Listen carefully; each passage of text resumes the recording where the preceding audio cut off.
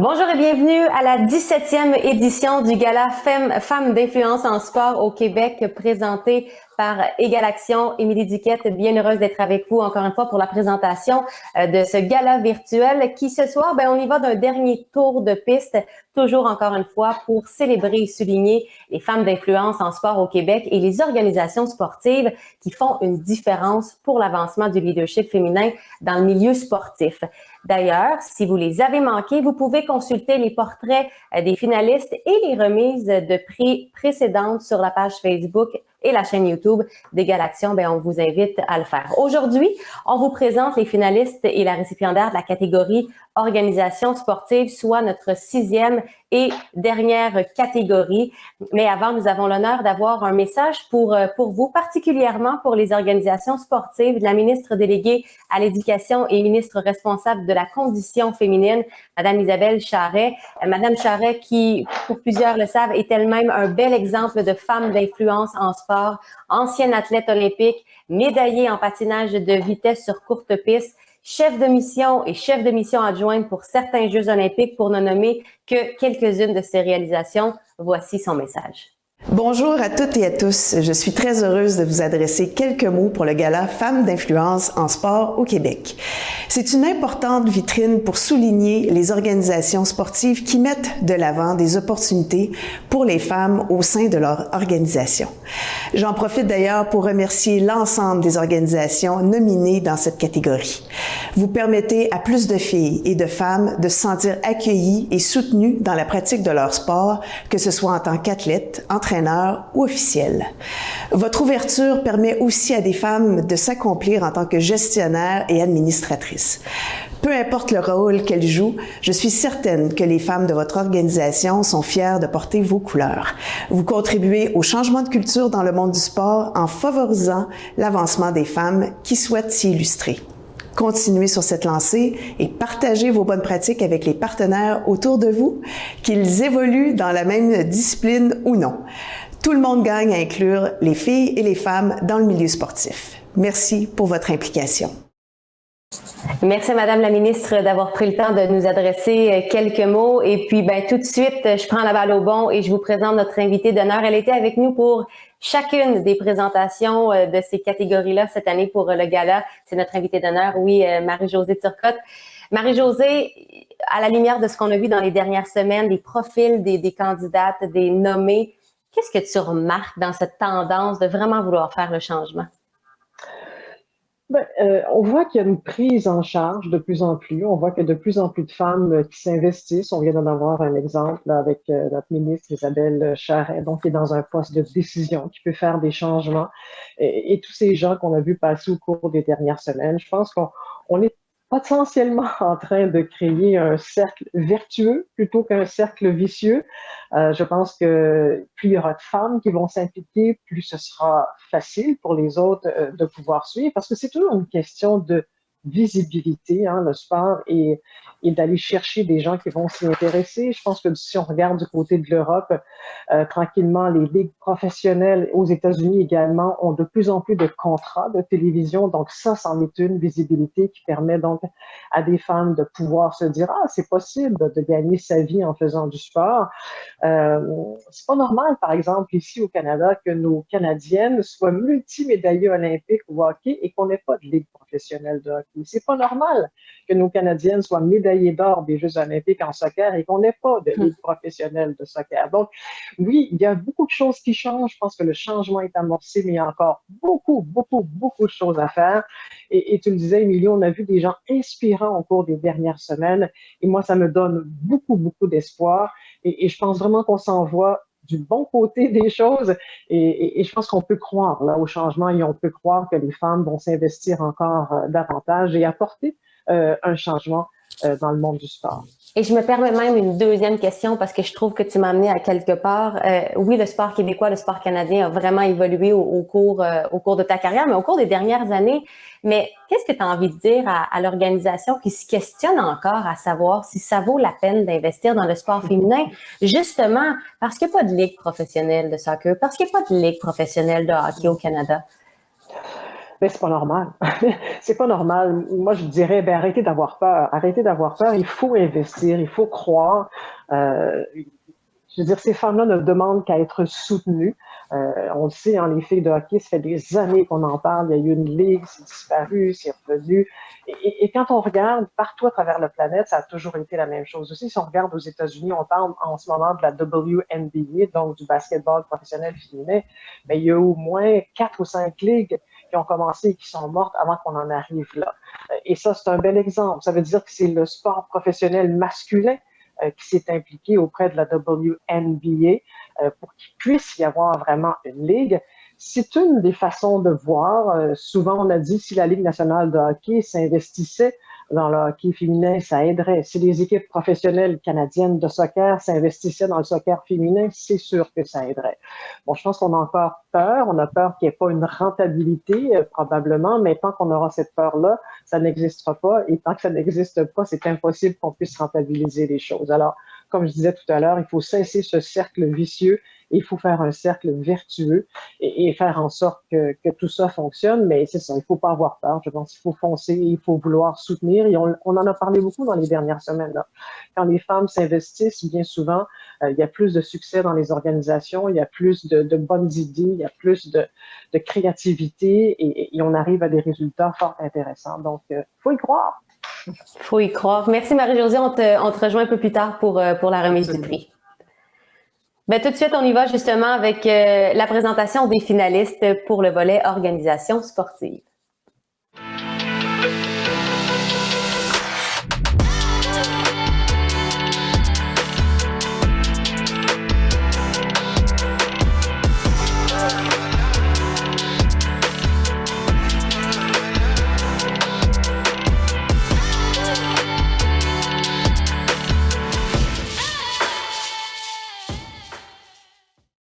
Eh bien, voici les représentantes et représentants de ces organisations sportives qui sont en nomination.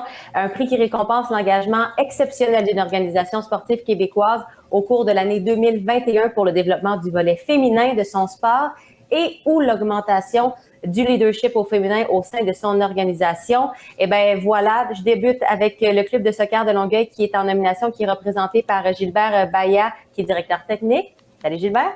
Salut Émilie, tu vas bien? Oui, ça va, ça fait longtemps qu'on s'est vu. Normalement, oui, ça fait très longtemps. Oui. Ça repart tranquillement. On y va maintenant avec deuxième finaliste, c'est Baseball Québec qui est représenté par Vanessa Riopel qui est coordonnatrice au développement et leadership féminin. Salut Émilie. Salut. Et finalement, pour Ski Acro Québec, qui est représenté par Geneviève Moreau qui est membre du conseil d'administration et c'est aussi la maman de Olivia Asselin. Bonjour Geneviève. Bonjour. On y va vraiment avec la présentation du premier organisme finaliste, le club de soccer de Longueuil, qui offre des activités encadrées depuis 1970, il faut le dire. Depuis 2019, une des priorités du plan stratégique est la mise en place d'actions visant à développer le secteur féminin. Voici quelques faits marquants de 2021. D'abord, le conseil d'administration est dorénavant composé de 5 femmes sur 9 membres et a adopté l'écriture inclusive. Et ça, c'est un bon défi pour une organisation. Ils ont créé un pôle dédié au secteur féminin, une équipe semi-professionnelle en première ligue de soccer du Québec et une ligue senior communautaire exclusivement féminine, contribuant à mettre en valeur des modèles féminins. Et ils ont opté une tarification sensible au genre pour inciter les filles à s'inscrire et bien d'autres choses. Gilbert, depuis finalement la mise en place de ce plan d'action-là qui est vraiment hyper précis, est-ce que vous avez vu justement une différence dans la participation féminine dans l'ensemble du club?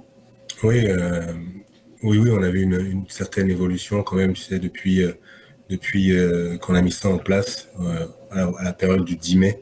On a pu constater qu'on a pu avoir le même nombre d'inscriptions de filles qu'en 2019. Et l'année 2019, c'était une année record pour nous. Donc, alors qu'on a accusé une baisse de 15% chez les garçons. Donc, ça montre vraiment que dans notre secteur féminin, il y a un certain engouement qui s'est créé. Ce qui est vraiment intéressant pour nous, c'est qu'on a également réussi à rejoindre la communauté culturelle qui compose notre environnement le plus proche. Donc ça, c'est quelque chose dont on est fier. Donc, je peux dire également que actuellement, tout ce qu'on fait au sein du club, ça amène un certain changement de culture qui est en train de se mettre en place. Et on ne pose plus vraiment de questions dans le secteur féminin. Les filles ont pris leur place et on est bien content pour la suite. Et je peux vous dire vraiment que le travail qu'on met en place est en train de porter ses fruits. Fait que c'est réglé à Longueuil pour le développement du foot féminin. Ça avance tout doucement. On partait de loin et je pense qu'on est sur la bonne voie. Ben, félicitations Gilbert et bonne chance. Merci. On y va maintenant avec la deuxième organisation finaliste, Baseball Québec. En 2021, Baseball Québec comptait un peu plus de 33 000 joueurs et joueuses à travers la province. Bien que le chiffre soit loin de la parité, le nombre de joueuses et d'équipes féminines ne cesse d'augmenter depuis les dernières années. Quelques faits marquants en 2021. La création de l'Académie de baseball du Canada, volet féminin dont il a été question dans une remise précédente. La création d'une ligue 100% féminine de plus de 150 équipes. L'ajout d'une troisième administratrice au sein du conseil d'administration. L'organisation de formations et de conférences gratuites pour les femmes et évidemment bien d'autres. Vanessa, depuis février 2021, tu es la nouvelle coordonnatrice. Les choses ont tellement bougé à vitesse grand V. C'est sûr que tu as un background, toi, comme athlète. Tu as vu les choses à une époque où peut-être qu'il manquait de tout pour le volet féminin au baseball. C'est quoi le prochain gros projet là, au sein du développement du baseball féminin? Ben, écoute, juste clarifier, premièrement, Émilie, effectivement, ça fait un an que je travaille à Baseball Québec, mais je suis pas la sainte de tout ce que tu viens de décrire. Non, je connais ça l'organisation, je suis d'accord. J'ai vraiment une équipe incroyable là, derrière moi, des collègues, des bénévoles, donc je partage vraiment ces réussites 2021. Cela dit, avec ta question, dans le fond, on veut s'en aller vers une structure avec une classe de gars, une classe de filles, donc tranquillement faire disparaître graduellement le mix. Donc, c'est un gros défi, une grosse restructuration qu'on travaille beaucoup d'années afin d'amener tous les niveaux là, de débutants aussi à élite. Les filles qui jouent entre filles, que ce soit d'un bon niveau, juste vraiment là, aller chercher aussi des événements d'envergure pour avoir plus de visibilité. Ça veut dire augmenter beaucoup encore les filles qui jouent. Puis créer une ligue élite, même si on n'a pas d'avancée, de débouchés comme carrière. C'est ce qu'on veut développer. Puis on veut aussi développer tout ce volet-là parce qu'on croit que le baseball peut amener là, des femmes à être de bonnes citoyennes, leaders, un petit peu comme moi j'ai appris avec le baseball. Là. Et qui sait, possiblement avoir du baseball féminin aux Jeux du Québec un jour? Et aux Jeux olympiques. Effectivement. Ouais. Ben, félicitations, Vanessa, toute ta gang. Merci. Puis, bonne chance. Merci. On y va maintenant avec la troisième organisation finaliste, Ski Acro Québec. En 2021, Ski Acro Québec a mis en place là, plusieurs actions permettant de supporter le volet féminin et le leadership au féminin, bien sûr, entre autres. L'organisation d'un atelier sur les recherches de commandites pour les athlètes féminines. L'organisation d'événements 100% féminins, entre autres la soirée virtuelle pour les athlètes de slopestyle avec la présence de 2 athlètes québécoises reconnues internationalement. Je me souviens avec Kim Lamar et Olivia qui étaient en action dans cette soirée-là. Week-end 100% féminin aussi au Ramdo au centre Acrobats. On a aussi maintenant 2 nouvelles femmes sur le CA. Programme de mentorat pour les entraîneurs féminins et encore une fois, bien d'autres.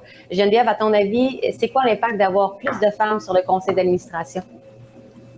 Bien, je pense que d'entrée de jeu, ça donne le goût à d'autres femmes de s'impliquer dans le conseil d'administration. Je pense que dans l'avenir, ça va être plus facile de recruter des administratrices. Il faut savoir quand même que c'est un sport au départ qui était peut-être plus masculin que féminin, mais c'est de moins en moins vrai. Là.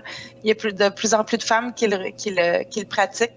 Puis je pense que ça apporte vraiment une complémentarité, là, le fait qu'il y ait des femmes et des hommes sur le conseil d'administration. Mais je pense aussi que ça envoie un message qui est clair.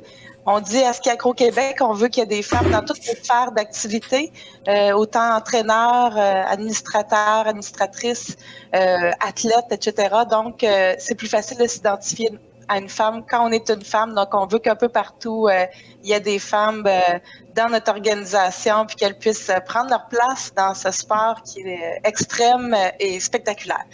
Et tu sais, ce qu'il ne faut pas oublier aussi, Geneviève, c'est que je vois une tendance à un changement de la composition des conseils d'administration, où est-ce qu'on est en train de réaliser que finalement, pour être sur un conseil d'administration, il faut juste avoir des compétences dans un champ X, parce que quand on s'assied à la table, souvent on a besoin d'expertise en communication, en ressources humaines, dans plein de domaines. Donc là, hommes ou femmes, on parle de compétences. Donc effectivement, Exactement. Les femmes ont leur place à cette table-là.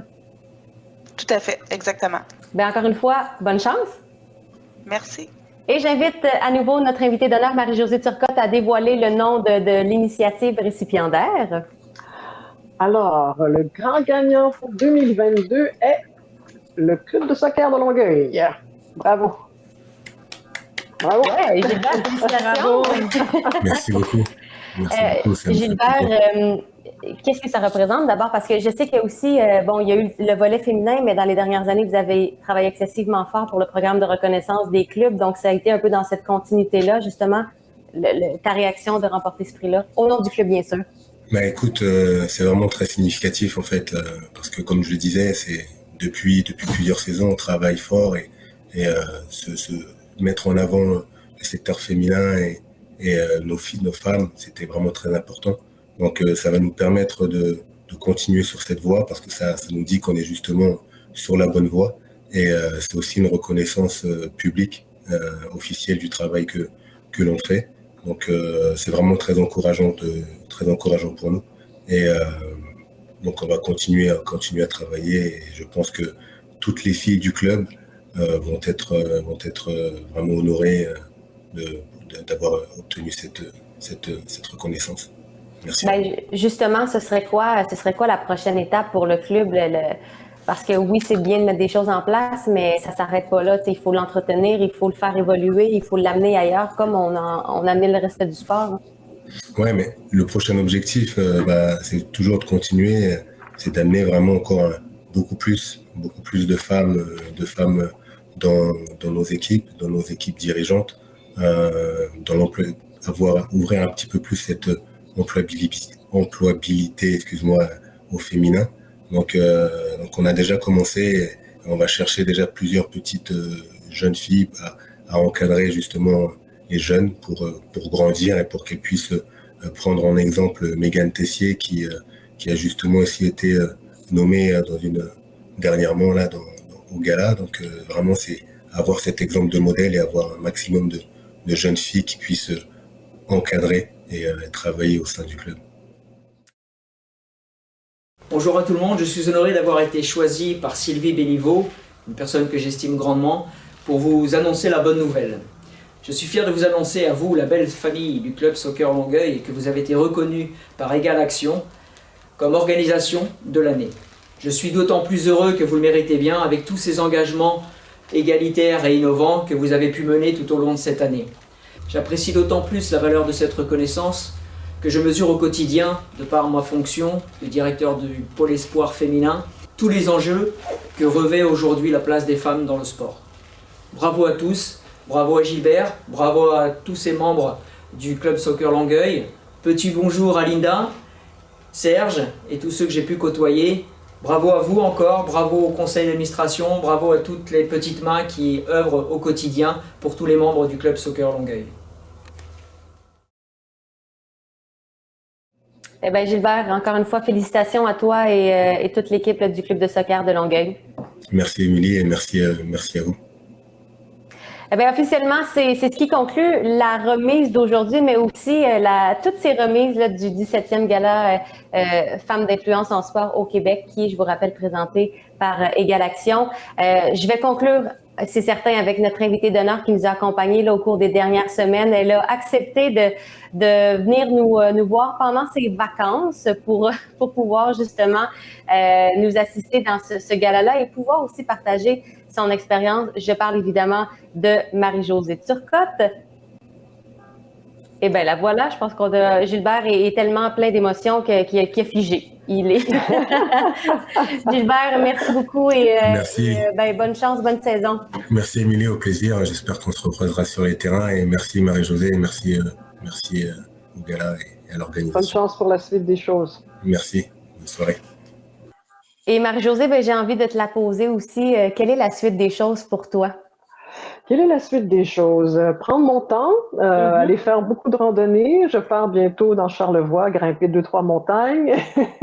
Dans un premier temps, c'est vraiment ça. C'est vraiment de me changer complètement les idées. Puis ensuite, ben, je vais écouter, je vais voir. Il y a des petits projets dans l'air. Je vais voir ce que j'aurais envie de faire et dans quelle direction je veux m'en aller. Mais je veux te dire merci en fait parce que j'ai vraiment adoré cette expérience. J'ai vraiment aimé entendre tous ces gens, de jeunes jusqu'à plus vieux, des gens inspirants du monde du sport, des gens qui font en sorte justement que le sport est vivant chez nous. Alors, ça a été vraiment des très, très beaux moments. Alors, merci de me les avoir fait partager avec tous ces gens-là. C'est super. Et vraiment, ben, au nom de toute l'équipe des Galaxions, c'était en quelque sorte notre façon de pouvoir souligner toutes ces années où tu as vraiment fait briller le sport amateur, faut le dire, parce que tu as aussi une fibre particulière pour le sport amateur. Oui, il y a eu les Jeux olympiques où tu nous as fait vibrer, où il faut se rappeler, les Olympiques, c'est un moment où il y a beaucoup de gens qui ne suivent pas le sport, qui vont quand même accepter de manquer des heures de sommeil pendant près d'un mois pour vous suivre. Merci aussi pour ce que tu as fait pour le sport, juste ta contribution en général. Donc, vraiment, tu es une inspiration à ta façon aussi. On en a présenté plusieurs, mais tu en es une. Tu es très gentil, Émilie. Merci infiniment. Et tu as super bien fait ça. Alors, moi, je te souhaite bonne chance pour l'ensemble de tout ce qui reste de long chemin de ta carrière. Je suis sûre que tu auras de belles choses devant toi. Mais je serais quand même curieuse d'être assise à côté de toi pendant les Jeux olympiques de 2024 à Paris pour voir comment tu vas les vivre d'un point de vue spectatrice. Mais bon. Je serai peut-être pas spectatrice. La porte est déjà ouverte. Peut-être que je travaillerai sur les Jeux de 2024. Qui sait, on en a vu des gens revenir. Je le souhaite. Je le souhaite vraiment. Merci beaucoup. On verra. Merci aussi à toute l'équipe des Galaxions. Merci à tous ceux qui se sont joints à nous lors de ce gala virtuel qui a été diffusé, oui, sur 6 épisodes. Nouvelle formule, mais quand même tout aussi inspirante. Merci d'avoir pris le temps aussi de reconnaître la part des femmes en sport, d'avoir présenté leur dossier de candidature, d'avoir mis des heures pour pouvoir les présenter de belle façon et de la façon dont elles devraient être présentées. Si vous avez justement manqué toutes ces présentations-là, elles sont disponibles justement sur la page Facebook et la chaîne YouTube des Galaxions. On se revoit l'an prochain pour un autre gala. Et là, j'ai on l'espère sur ma feuille, mais il n'y a pas d'on l'espère. On va se revoir et ce sera en présence. Merci à tous et à toutes. Merci Marie-Josée. Merci Émilie.